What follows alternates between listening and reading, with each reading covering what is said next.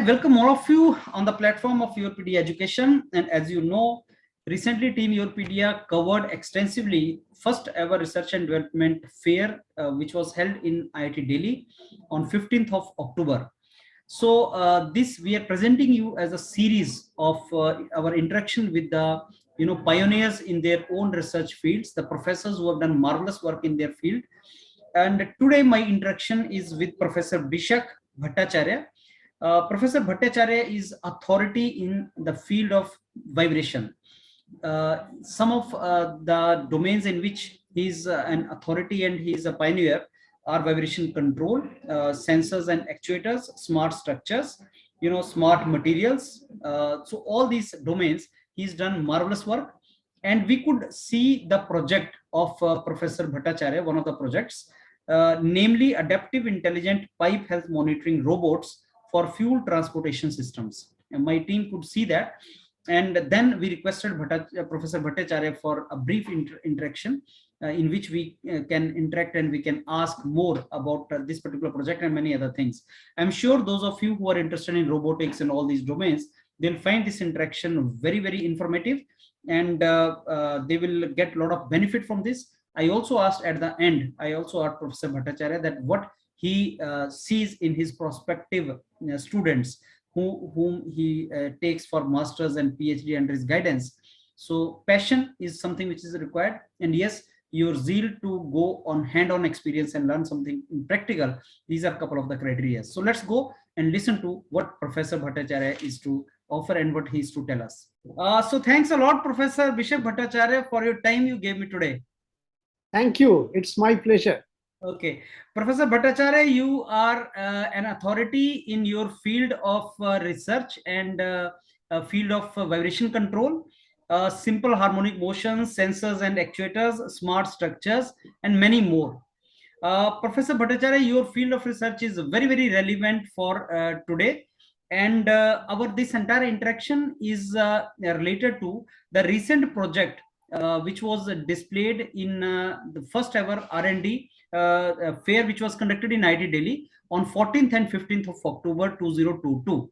The project was adaptive intelligent pipe health monitoring robots for fuel transportation system. So I'll be interacting on those points, sir. I'll be asking you a couple of things related to that project only. So once again, let me thank you for this particular time. And if you allow me, I can proceed forward. Yeah, please.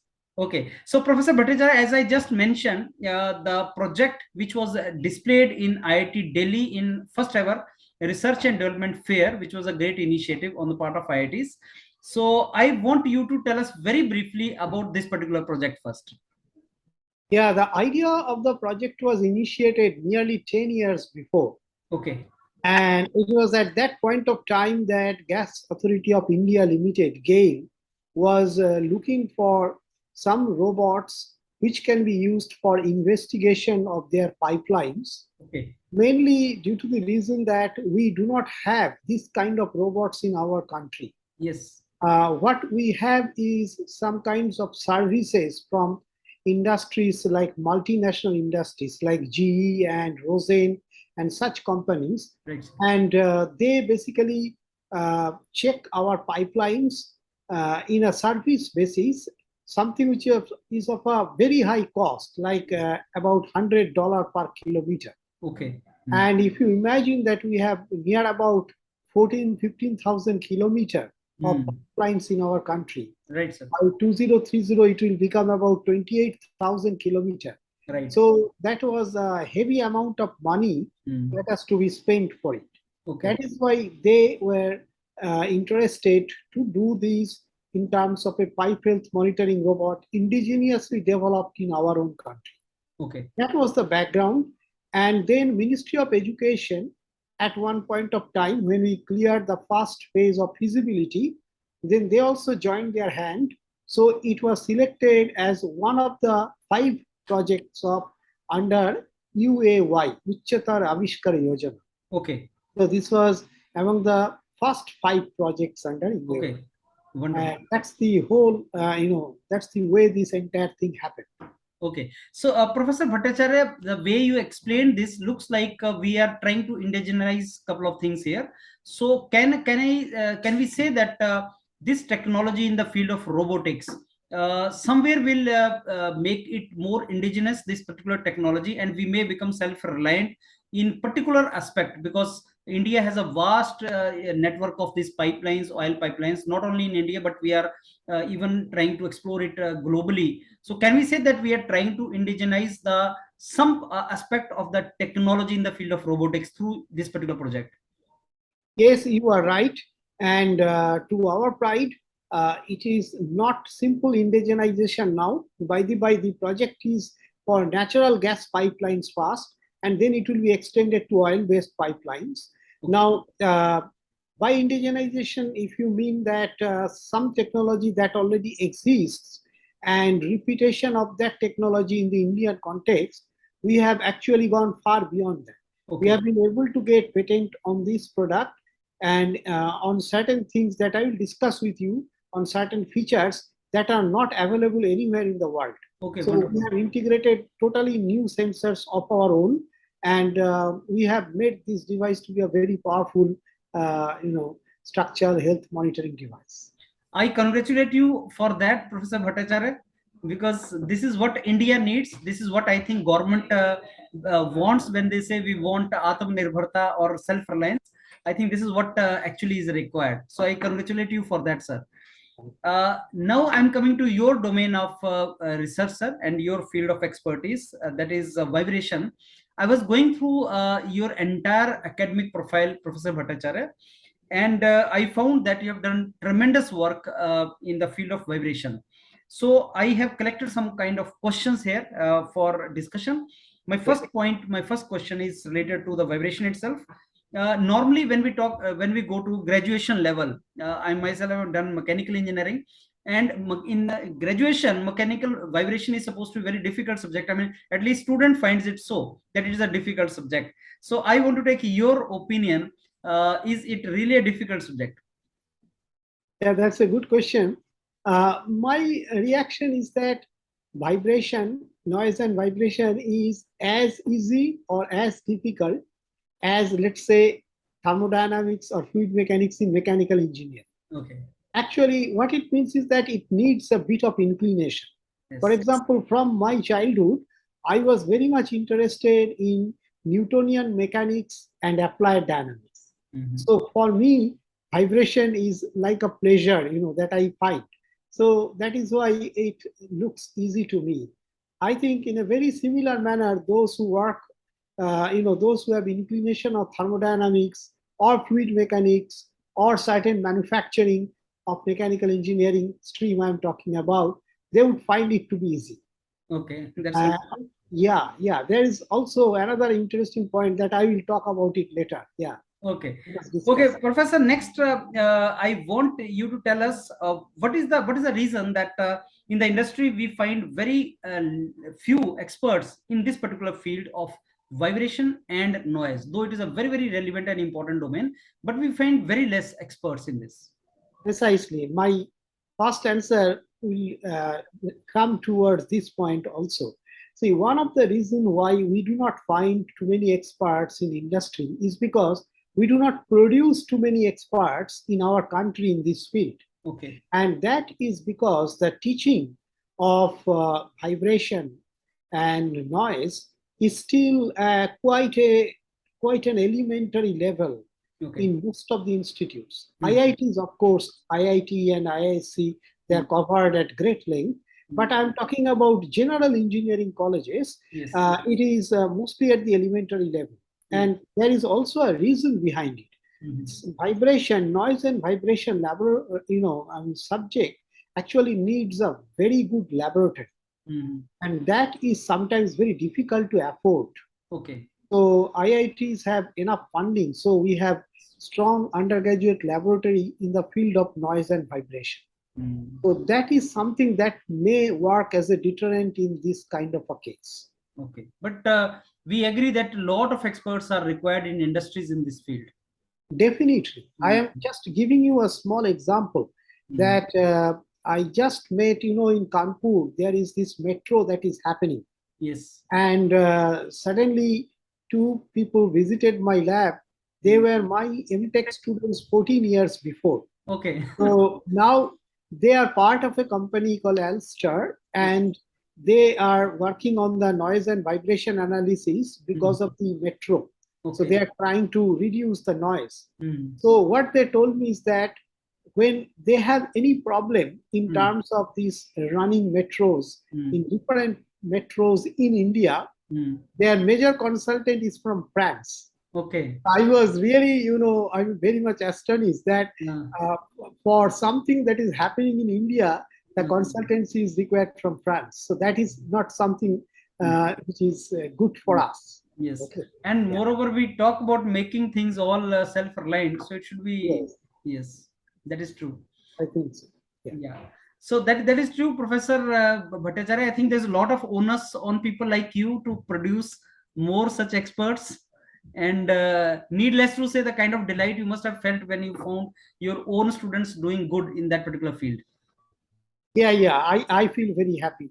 From my laboratory, I have produced more than 100 master students in the field of noise and vibration in Hmm. last 24 years, and about 15 PhDs have come Okay. up.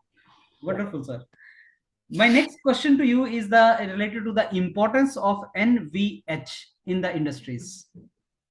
NVH, which means actually noise, vibration, and harshness, is something which is ubiquitous in industrial application. Starting from the cell phone till you think of any white consumer goods like a washing machine, Okay. or you think of an aircraft or an helicopter or an automobile or international space station. Okay. You can see the huge range of application Hmm. where this NVH is one of the key issues that engineers try to mitigate. Yes. So it is a subject like when I teach this in the course, actually I tell students that when you think of the vibration of the stars, the stars themselves, they have because of the change of the gravitational attractions Okay. that happens due to the internal nuclear reactions inside them, they themselves vibrate.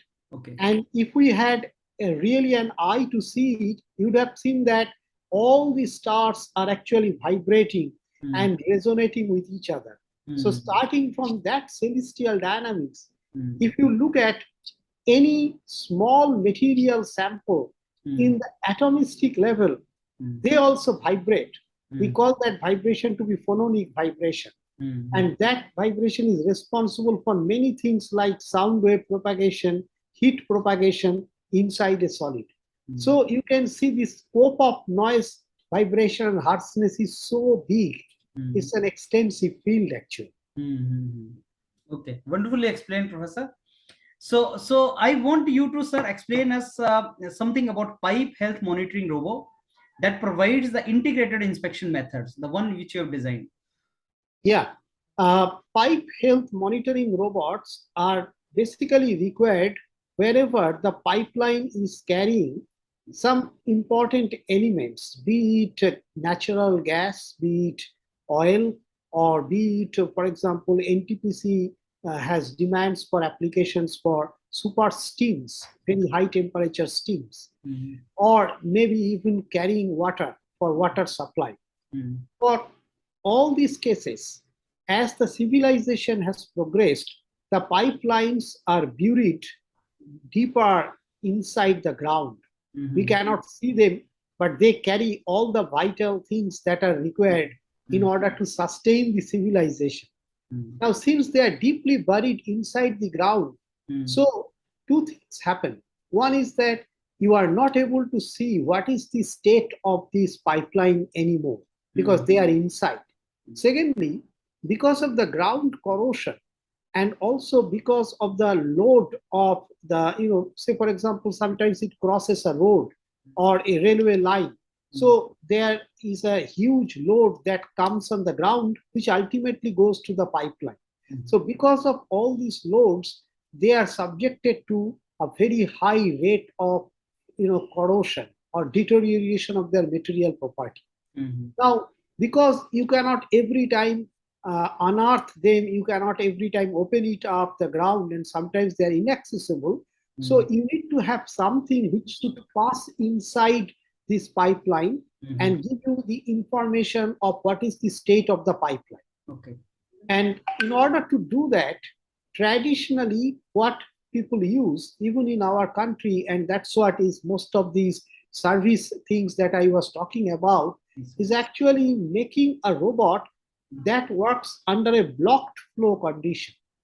Blocked flow condition means something like you might have seen the injection piston. When people put the injection, you may be seeing that the injection moves, that entire syringe moves, totally blocking the flow so that no air bubble can go inside. So this is called blocked flow condition. The reason why they do this is because then they with a very little amount of flow, this whole thing can move, and then you can actually find out what is the state of the pipeline through magnetic flux. Okay. But our pipe health monitoring robot, that is the first thing that we have changed. That's the paradigm shift. Okay. Because if something is blocking the flow, there are two difficulties. One is that if it gets stuck, it is very difficult to take it out. And secondly, it is blocking the flow, which means these particular robots that are being used, they actually slide over the pipe surface, creating a chattering vibration, which is very bad for the health of the pipe. Yes. So our robot never blocks the total flow. It just obstructs about 60% of the flow, and rest of the 40% the flow freely happens. Okay. As a result of this, you can use this robot under operating condition itself. You don't have to stop the flow in the pipeline. And secondly, because of this reason, it can actually move over the wheels with a small amount of pressure, something like 1.5 bar or 2 bar of pressure, and then it can pick up the data from the pipeline. Okay.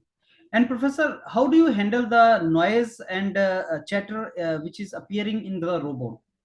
Yes, so first point is that our system is not blocking the flow, which means that kind of a sliding friction does not happen.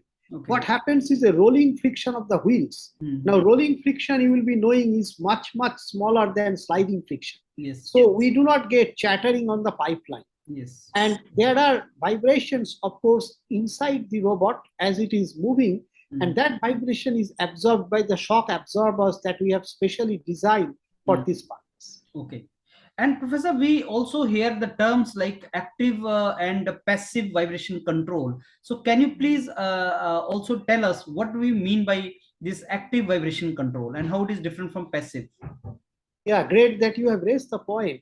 Active vibration control is a case where you are controlling the vibration with the help of an array of sensors, actuators, and a kind of a microprocessor which works like a controller.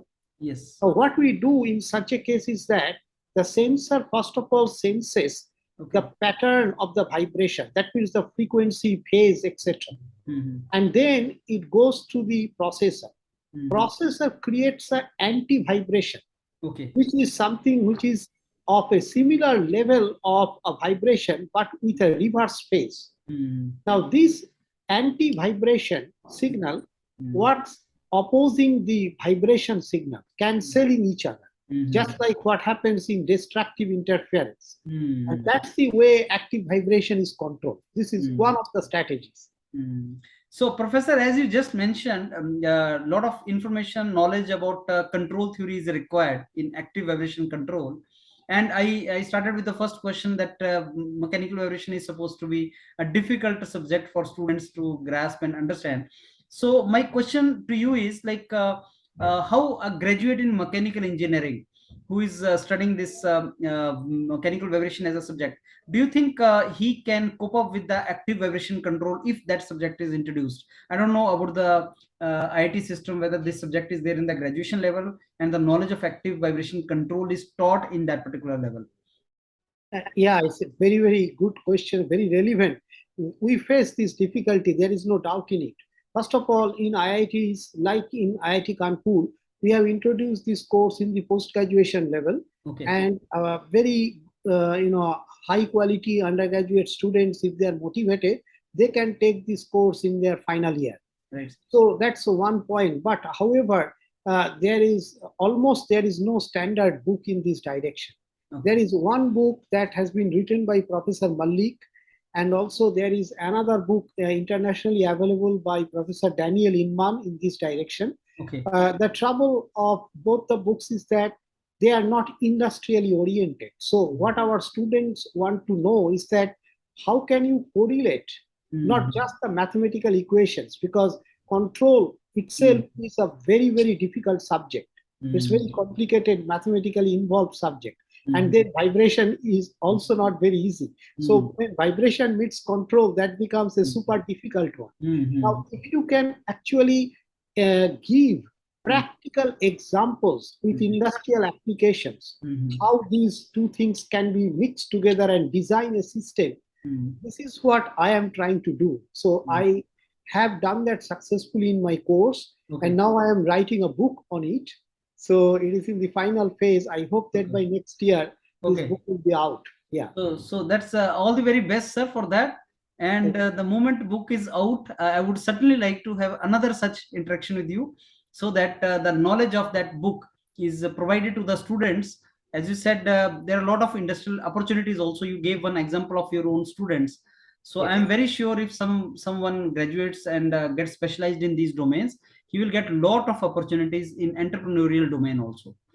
Absolutely. Yes. Yes. So, Professor, I was going through your research work, sir, and I identified that for many decades now, researchers are working on active vibration control. But still, in a real world, when we see real world applications, then active vibration control is not much used in the real world situations. I want you to throw some light on what must be the probable reasons for that. Yeah. One of the most important things is that active vibration control is more expensive. Right, sir. So people try to avoid active vibration control as much as possible because passive is much cheaper.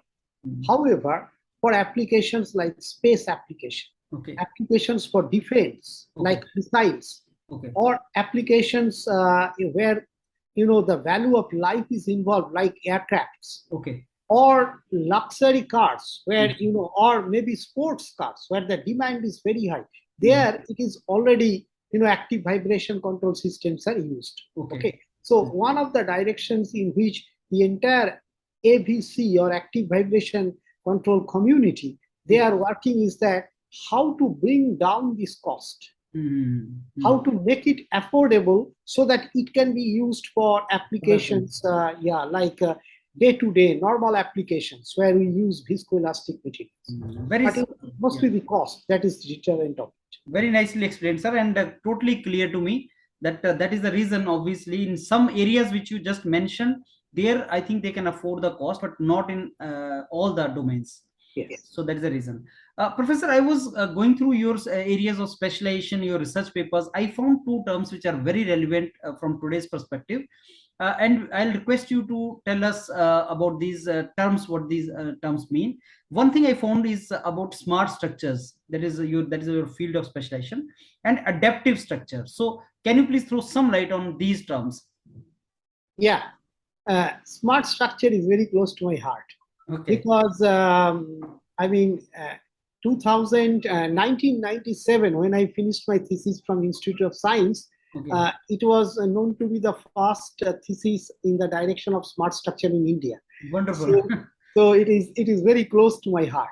Now, what the smart structure, why it appealed to me from my student days is that here is something, a structure which is almost like a biological system.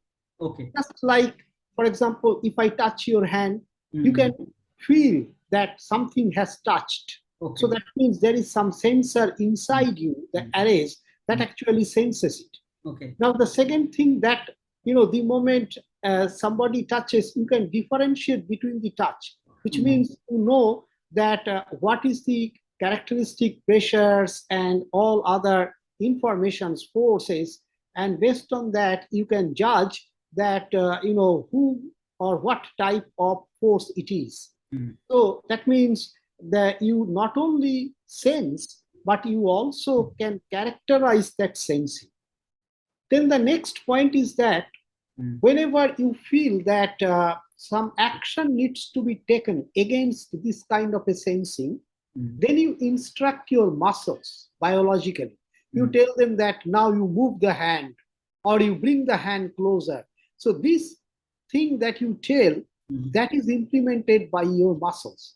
And in the case of smart materials, these sensing and the actuation, both of them are done by the smart materials. Okay. Whereas the decision is taken by the controller. Okay. So, Professor, is there any relation between smart materials and smart structures?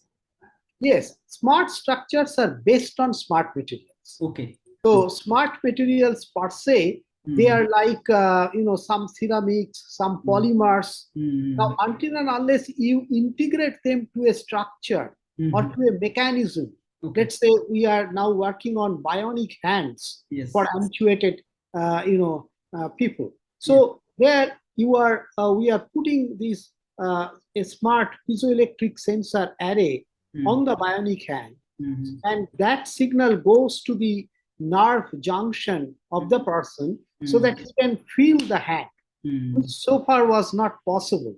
So far you can, you have a hand, but it works like a machine for a amputated hand. But now people can feel the presence of the hand, and that is because of the smart material. So when you integrate the smart material in a mechanism or a structure, then it becomes a smart structure. Wonderful. So am I correct if I say that adaptive structure is something which is related to, I mean, it's incorporated in smart structure only? It's the same thing? Yes. Yeah, it is the same thing. Now, when we talk about adaptive, it also means that you have some processors with you that instructs that you change the entire system depending on the requirement. Okay. So there are these things called adaptive control. Okay. So that control algorithms also becomes part of the system. Wonderful. Professor, please tell us something about structural health monitoring also. Yeah, structural health monitoring is one of the important fields where this concept of smart structure is applied. Okay. Now, the importance of structural health monitoring, I can explain it to you in this manner, that suppose we have a bridge in front of us. Okay. Now, what happens today is that as the cars or the vehicles pass, the bridge definitely gets vibration and impact loads. Okay. And the quality, or so to say, the bridge structure, that deteriorates. Okay. But we have no idea of knowing that at this moment, right now, let's say if we take a famous bridge, let's say the Howrah Bridge over the Ganges in Calcutta, I cannot tell right now at this moment what is its level of deformation, or whether there is any danger in it, or how much of life that is remaining in it. Okay. Well, people try to find that out through periodic observations. But periodic observation is not good for many systems where there can be a catastrophe which will involve, loss of many lives. Any accident in bridge happens, loss of many lives happens. Any accident that happens in an aircraft, there will be an instant loss of lot of life. So the concept of structural health monitoring is that instead of periodic inspection of the vehicle or the structure, to embed the sensor once and for all in the structure itself and procure the data continuously. And as you procure the data continuously, you apply artificial intelligence to actually pick up the important data and the warning signals. Okay. Then accordingly you inform the people who are supervising this whole system about there is something anomalous that is happening in the system. Okay. That is the concept of structural health monitoring. Wonderful. Professor Bhattacharya, you have done marvelous work in the field of pipe health monitoring system based upon PVDF sensors. So I may request you to tell us something about that. Yeah, I got inspired about this sensor when I was actually reading about spiders in the rainforest. Okay. Because the spiders in rainforest, they cannot virtually see anything because of high density of leaves, etc. But they have to save themselves from their attackers, and they have to attack also on the insects to eat. Okay. So all these things they do not with their eyes, but through their legs. Okay. They actually get the vibration. Let's say a group of ant is moving, then there is a vibration that is produced. And their legs actually sense this vibration. And then they know here these ants are available for me to eat. So then I started thinking, if spiders can do this through their legs, why can't I have this type of extensions in the robot that we are designing, which can touch the pipe and it can sense that what is happening in the pipe, whether there is a crack there or some crack is propagating or whether some corrosion is there and all these things. So then I started thinking that why don't I apply some smart material? Now, incidentally, this PVDF or a piezoelectric material, they are very good. You can embed them in a structure, and then if the vibration happens, then there is a change of strain that creates a signal, a voltage, and it's very small microvolt signal. So we started picking up that signal for various kinds of corrosions, pits, etc. And now this has become one of our very important sensor in the pipe health monitoring method. Wonderful. It is said that nature is the epitome of all the creativity. And Professor, you have incorporated the creativity already existing in the nature in your wonderful discoveries. So it's a really very interesting example you have given, and the kind of learning you had from there, from the nature, and incorporated in your research. That is wonderful. So, Professor, please tell us also about a shape memory alloy, which we call acronym SMA, and where can it be used? Yeah, recently our lab came into news because of shape memory alloy actually. And the concept of shape memory alloy is known to us for last, let us say 30 years or so at least, okay? And what it is essentially, it's a binary alloy of mostly nickel and titanium. Okay. Of course, there are other ternary alloys of copper, gold, etc. But this is a cheaper one. Nickel and titanium together form an alloy. And the interesting part of this alloy is that it has two phases.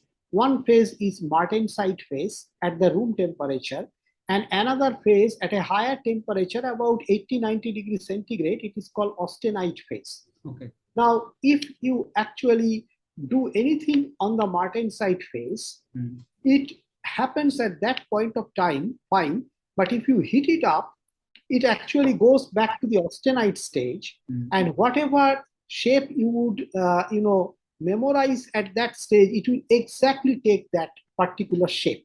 That's why it is called shape memory alloy. It was first used for satellite antenna by NASA, so that you can literally fold the antenna, squeeze like a piece of paper, and then you can put it inside the spacecraft. Now, once it is outside in the space, you heat it up, because the antenna shape is memorized into it, it will exactly go back to the antenna shape. So that is the basic funda of shape memory alloy. Okay. Now, the reason why our lab became famous is that we have shown that just like the muscle fibers that we have, muscle fascicles we have, this shape memory alloy wares can be arranged in a similar architecture. Okay. These architectures are called bipennate or multi-pennate architectures. Okay. So that in a very small space, you can actually pack them a lot, and then they can give you a much larger force and a much larger torque. So much so that we have discovered that you can even make a motor completely non-magnetic. That means not based on Faraday's principle, but based on this phase transformation of nickel titanium alloy. You can actually develop a motor and you can use it for applications like MRI, where it is very sensitive to carry an electromagnetic system. Wonderful. Professor, in fact, my next question was related to the lab facilities only. You have explained one of the, very good discovery and for which your lab was in news also, that is SMA. But I want to know more about the research facilities and the lab facilities which you have developed in your institute. Yeah, this laboratory that we have is called SMSS, Smart Material Structures and Systems Laboratory. Okay. And in this laboratory, we have very sophisticated instruments. Okay. Two of the instruments that are important from the vibration point of view, one is called three-dimensional laser Doppler vibrometer. Okay. This three-dimensional laser Doppler vibrometer can pick up a signal which is as small as a nanometer level. Many times we have picked up signals from the heart of a grasshopper. So it is that small kind of a change that we can pick up through this. Okay, right now we are working on a problem on Lafora disease. It's a neurodegenerative disease that happens, and we are using rats, and we are picking up the vibration in the jugular vein in the rat artery. So it is that sensitive. That's what I'm telling. So this is what is a laser Doppler vibrometer. It works on the principle of Doppler vibrometry. And also, there are sometimes systems which are not accessible directly. It is not very close. It is little far away. So there we have a camera. It's a camera means it is an array of a large number of microphones, you can say. And this is what is called acoustic camera. So using an acoustic camera from a large distance, we can make out that what is the vibration that is happening in a system, and then whether that vibration is dangerous or not. So these are the two most expensive equipment that we have. Now we also have systems for controller design, which is called disk-based system, and we have systems for excitation at different levels, very low power, very high power, and a very low frequency to very high frequency. We have a whole range of actuators. We also need at times not a three-dimensional Doppler vibrometry, but a single point laser sensing. So we have a huge range of single point laser sensors. Okay, wonderful. So wonderful research facilities, Professor, and I'm very sure that will attract the best brains for research who are interested in this particular research. The students will certainly listen to that and they will feel like joining those areas. Professor, I was going through your all research papers and publications, and I was just going through your field of interest and working. I found you're working in mechanical domain, electrical engineering domain, in control system, electronics, programming. So I thought of asking you a question. Are you not working actually in the field of mechatronics? Yes, indeed, but something more than mechatronics, because I also work on smart materials. Yes. So this field is popularly called mechatronics. Okay, so I'm hearing this term first time, Professor. Right. This is the mechatronics. Mechatronics. Yes. Okay. Yeah, because it's a combination of mechanical engineering, material science, and electrical and electronics. So it is called mechatronics. Professor, it was a wonderful these 14 points which I had collected to ask you. Very beautifully you have explained everything to me. I've understood. I'm thoroughly satisfied. And my next two questions are from the student side. As you know, Professor, on my channel, majority of viewers are those students who look forward to have a great career in higher education, research, and through these latest domains. So my first question to you from their side is, what are the latest domains of research in which if they proceed forward, they get great opportunities, and what are the research areas, latest research areas in your field of specialization, where if students pursue forward with their higher education, they get great career in the form of academics or in the industrial jobs or something. So can you mention some of such spots? Yeah, a few spots I will try to tell you related to my area or associated with my area. One of them is soft robotics. Okay. Robotics is there for a long time. Okay. But soft robotics is coming up as a very, very recent and hot field. Okay. So this is something that the students may think of. The second area I want to tell you is called metamaterials. Okay. Metamaterials and metastructures. Okay. Once again, interested students can see our publications that will explain further. Okay. This is a new branch that is happening in mechanical engineering, which has happened in the electrical and electronics counterparts. Okay. It is something like, like a James Bond's car, that you can vanish the car in front of you with the help of, by tweaking with the electromagnetic waves, the radiation of the waves. So in a very similar manner, you can actually tweak with the sound of a system. You can control the sound. So metamaterials is another very hot field in this direction. The third field, in which I myself have got interests and started to work on, is in terms of surgical robotics. Surgical robotics, or so to say, healthcare robotics, is one field which is very, very upcoming, because this is where health is of a very high demand at this moment. Because of COVID and all these things, we are trying to reduce the density of the human population inside the hospital. We would like to, kind of outsource some of the works to the robots so that it can become more organized, efficient, and not so many people inside a small space where the chance of infection increases. So this is where the healthcare robotics takes a very important place. So the soft robotics, metamaterials, healthcare robotics, according to me, these are three great areas associated to my field. Wonderful. And I'm very sure, sir, students who are interested to pursue further, they will certainly listen to this and try to move in that particular direction. Now, my last question to you, again, that is from student side, that is, Professor, you are working in pioneer fields and people like you in premium institutes in India. Every students want to get mentorship of people like you. They want to learn more from people like you. So I want to ask you, what do you see in your prospective students, those who want to pursue their higher education under your guidance, let's say in masters or doctorate? So what do you see in your prospective students? What ingredients they should have in terms of their academic achievements or something? So what do you find? How do you identify that? That's a very, very interesting and a very difficult question to answer you. But I want to tell you this.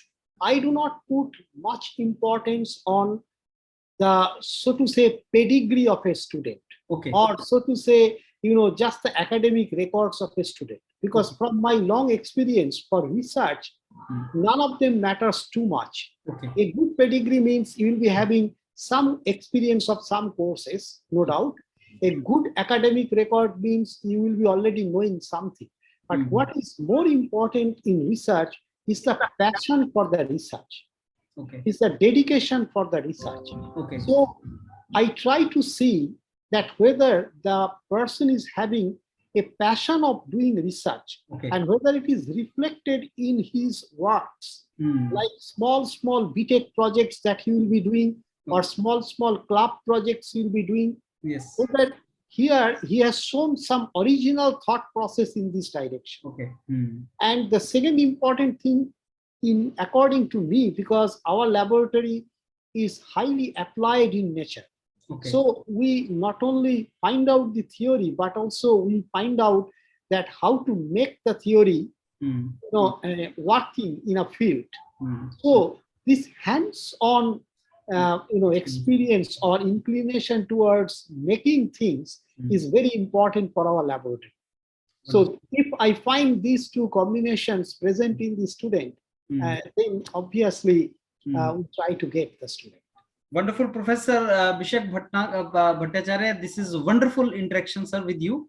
And I must say that the kind of simplicity with which you explained otherwise misunderstood to be a difficult subject, vibration, and so many other things which you have explained, sir, within this brief time span.